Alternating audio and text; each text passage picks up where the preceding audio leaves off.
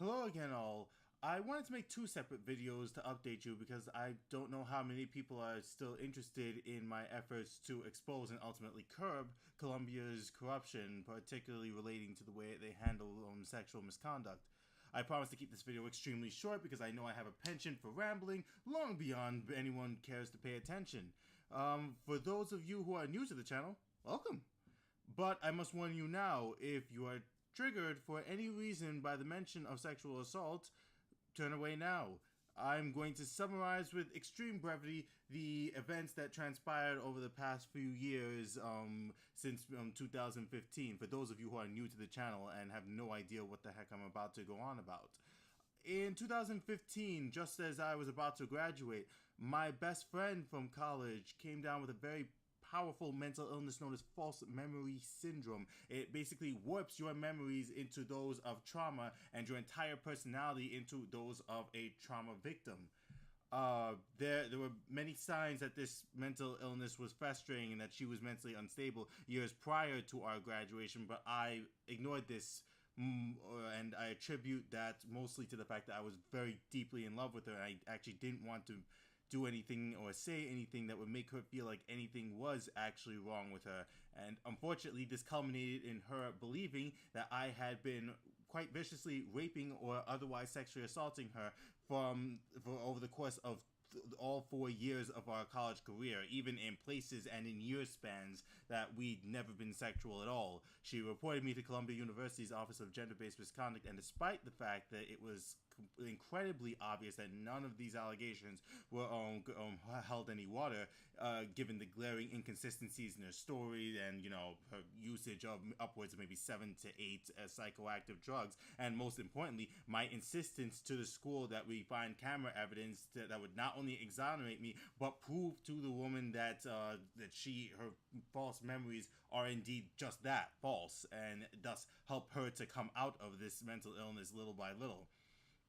Despite all of that, the Office of Gender-Based Misconduct still had me expelled from Columbia University, and it's partially because Columbia had been under tremendous pressure to expel anyone who had been accused of sexual assault at the time. And this was the result of many of their alleged mishandlings of previous sexual assault cases in the favor of those who were accused, because they most likely wanted to hide the fact that they even had sexual assault accusations at the school in the first place. And, you know, given the way that they mishandled my case, it is very easy for me to believe that they would do such a thing in order to protect their reputation and protect their money. So instead of recommending help to my friend that would help her conquer her false memories, it was easier for Columbia to treat me like a rapist and allow my friend to keep believing the victim, the memories that she was a victim, even if it meant doing more harm to her mind and body, as long as it would pacify her and her parents for the moment. And of course, even if it would punish me, who was most obviously innocent, and you know, that is wrong no matter how many ways you look at it.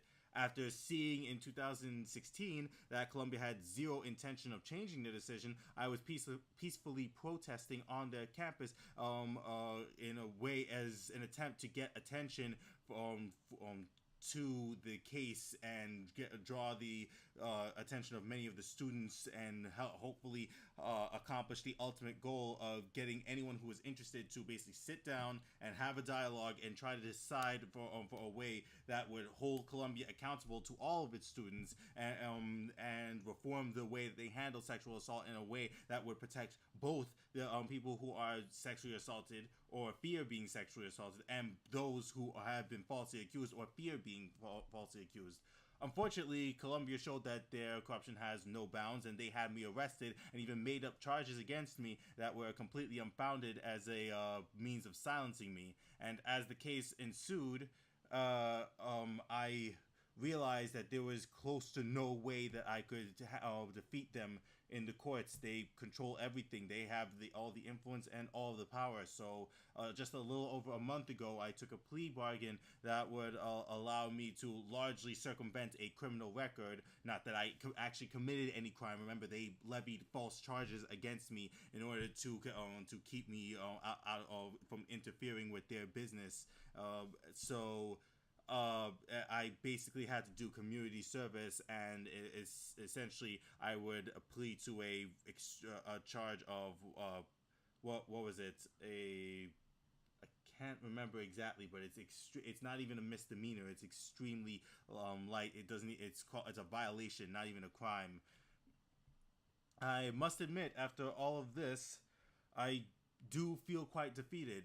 Colombia did have the power to hurt me, hurt my friend, and they had the power to manipulate the legal system and lie their asses off in order to make baseless charges against me. And all I could do was bend under the weight of their lies, or risk up to a year jail time for the charges of what was it? They said that what I was doing was aggravated harassment and misdemeanor trespassing. Like, I broke and entered into their campus, which is completely and utterly false. Anyone who lives in New York City knows that you can't break into Columbia University's campus, because it is completely open. You can walk into Anybody can walk into it. On top of that, for all of my efforts, the 5 days I spent in jail, the money I lost to the courts, because there's a court surcharge for taking the plea bargain. All the energy that I put into making all the flyers and all the notices and taking all the punches on campus. Yes, I was protesting in some very strange ways, but certainly completely peaceful. All that effort didn't result in changing diddly squat. I'd be lucky if I got maybe 100 people to at least acknowledge the case, or even acknowledge what had happened. But nobody did anything, and Columbia is still probably doing this exact same thing to many other students as we speak. I can't even go back onto the campus or use the university's email anymore to make sure that the students at Columbia know what is going on. I'm supposed to be this amazing doctor who's going to change the world through his knowledge of healthcare, and by bringing people together and understanding the unity within everything and between everything and everyone. But the situation made it absolutely clear that as I am now, I'm utterly powerless at my current level against people who elect to feed their greed over choosing what is right. People who would pick protecting their money and then destroying anyone who dares to admit to their mistakes, or anyone who challenges them to make their mistakes right. But in short, I need more power. I'm not strong enough. I know I sound like an anime character right now, but it is the truth. I need the power to check people who do terrible things, like the people at Columbia. There are so many far more powerful forces in the man-made forces in this world that work to keep people in terrible situations or in dire straits, or most importantly to me, a state of disease, or a state of lacking health, for the sake of profit, or for a false sense of egoistic glory, or whatever insignificant things that they value, materialism, what have you. There are a lot of forces that will do that, and if I'm going to have even the slightest chances of combating them in my lifetime, I'm going to have to become far more influential. I really just don't want to become a politician. God damn, I don't want to become a politician. I hate politics more than anything.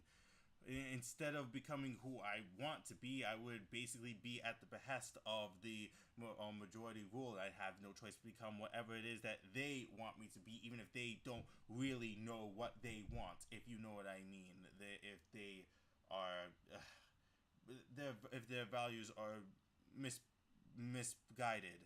And while that is a subjective statement, I believe that there are some values that can be objectively looked at as something that is going to do large-scale harm to people in the for the sake of benefiting a few, and that would be bad. hopefully with time I'll become so famous or otherwise influential, so, that I can actually help to change schools like Columbia or make my story more known. You have no idea how many times people have told me to just give up and move on, and that there's no way for me to combat their corruption. But not only did I commit to doing this, did I commit to protesting in front of all of you. There are videos on this very playlist in which I swear to you guys that I'm going to find some way to defeat them. And if I and turning my back on this endeavor would make me a liar. But there's also another matter. Think about this.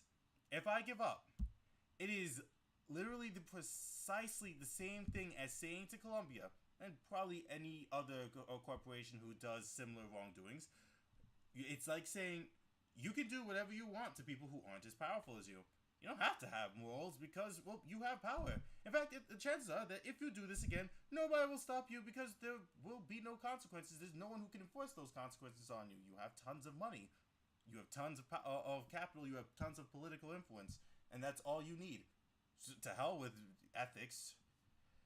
I would be a failure as a person or as a friend and as a future doctor if I did that. You know, think about this. This was one of my closest friends, someone I loved very much, and they had no qualms about damaging her already very fragile mind. I mean, what kind of doctor would I become if I just ignore people's threats, ignore threats to people's healthcare, that are caused by some of the more powerful economic or political conglomerates in this world, just because it's inconvenient for me, just because it may do me harm. It's the farthest thing from the doctor that I want to become. Anyway, I promised you that I wouldn't be rambling about my feelings, so at this point, I'm just going to leave you with a link to my petition, and it will give you a more detailed explanation to the details of my case, as well as a link to all of the files related to my case on the off chance that somebody is interested and wants to see what I've been talking about for the past few minutes. I will also leave you with the promise that I won't give up. I just need to think of a way to become powerful enough to actually affect some change, because clearly what I've been doing hasn't been doing anything, or anything appreciable anyway. As always, I truly appreciate all of the support. I encourage everybody to look deep within themselves, and you'll find that when you remove barriers of lust, fear, pride, etc., greed, what have you, you'll know that exactly what the right thing is by your innate nature. And when you do, I encourage you to hold yourself accountable to it. And I encourage you to hold other people accountable to it. So this is what I believe is going to help bring about the good within all of us. So I will leave you on that note. I wish you a wonderful day and good